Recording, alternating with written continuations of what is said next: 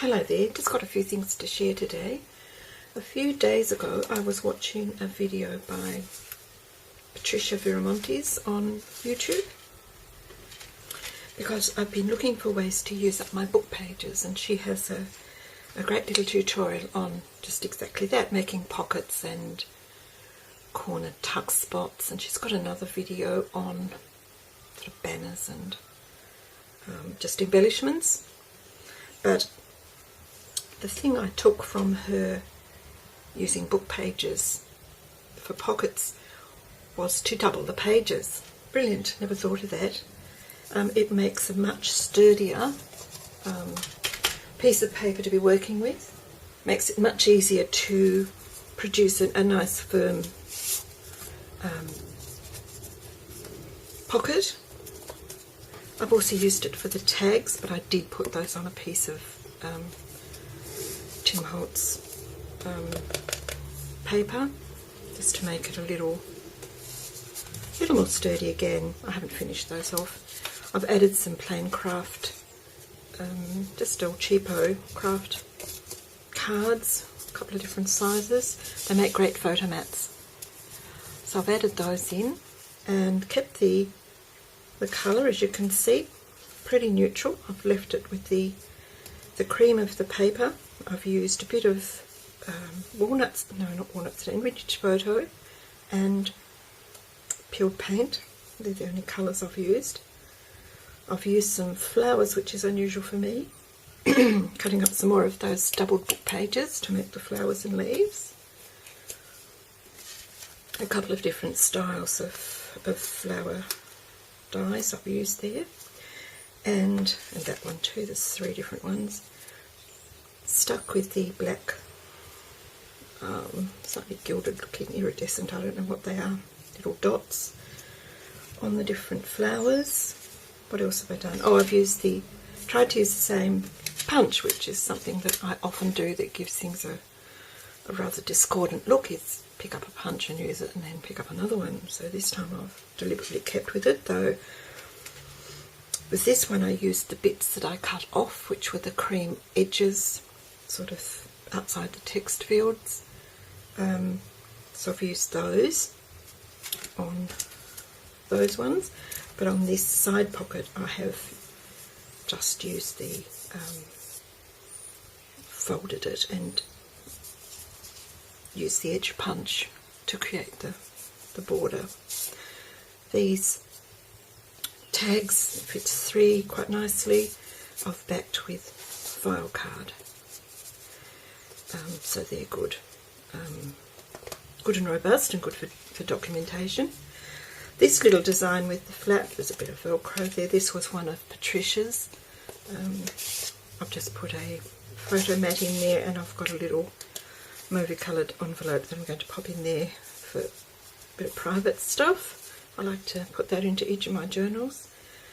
And of course the stitching, that was the other thing that's cohesive about them. I've stitched them all in the same sort of way. These 2 are for the inside front and inside back. I like to have a pocket on the inside cover and the inside the back page, inside the back cover. So that's those 2. Again, I haven't finished the tags, still some work to do on those. This little one is just a plain little pocket, and I've made put 2 of those cards together to make a little photo journal. Put some beads on the binding just to bring that mauvey colour, because that's the other colour for this plan journal. This one I went a bit over the top, and I've made a little photo and documentation book with some coffee dyed paper and the little craft cards with music paper on the front, and I haven't distressed those edges. I left them plain but used the same beading. I don't want it to look all exactly the same. I think that also fits that way, which is quite nice too.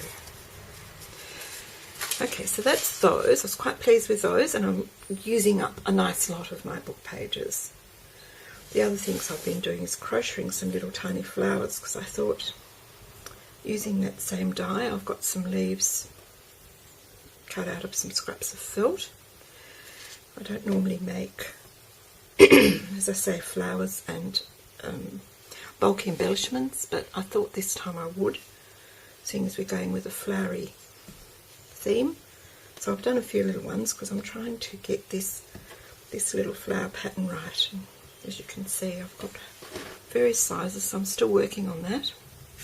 So that's those. The other thing, oh, let me just show you. This is the book cover that I'm working on. It's still a little bit damp. It's a bit glary, isn't it? It's an Oxford, I think, Junior Encyclopedia that they gave me up at the tip shop. And I painted it with purple. And then I've just been scraping on some Viridium lighter green and some yellow ochre, just to get that streaky effect and try and give it a bit of interest. So I'll see how that goes. I might have to paint it over yet, I'll see. But I was quite pleased with how it looks. It looks not like me at all. The other thing I did was I made some more Inchies. I'll probably have the Inchie police after me because I've made them round, but there we go. I had a little piece of collage from Mixed Media Morsels that I discarded because it was the wrong orientation when I changed my little book that I was putting them in and turned them into a folder. And so because most of the papers used in the background of this were ones that I'd done digitally, enhanced photos and music paper scans and things like that. So I used that, cut out 7/8 inch circles and put them onto a 1 inch black background. I'll just zoom in a little bit so you can see that.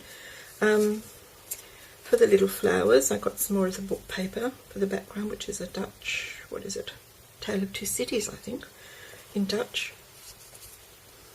So Dickens, and I just gave that some spray and cut out the little flowers, so they're all on there.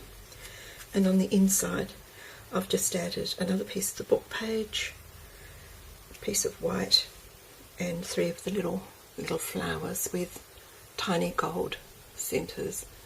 They're very low profile, so they really don't intrude too much into the workings of the card. And there's the front. I think it looks really pretty. I was quite pleased with that. I don't know how strict we are about keeping them square, but I found the circles were just brilliant. Being able to use the punch and just punch them out of an existing piece of paper, which is how most people seem to make their Inchies from scraps of paper that they don't want to waste. And so that's what I did. I put it on a black mat with a gold edging just to bring that gold theme, and each of the little flowers has got a gold centre. So it is just a little thank you or gift card that I needed. So that was another couple of pieces of paper. I'm doing really well.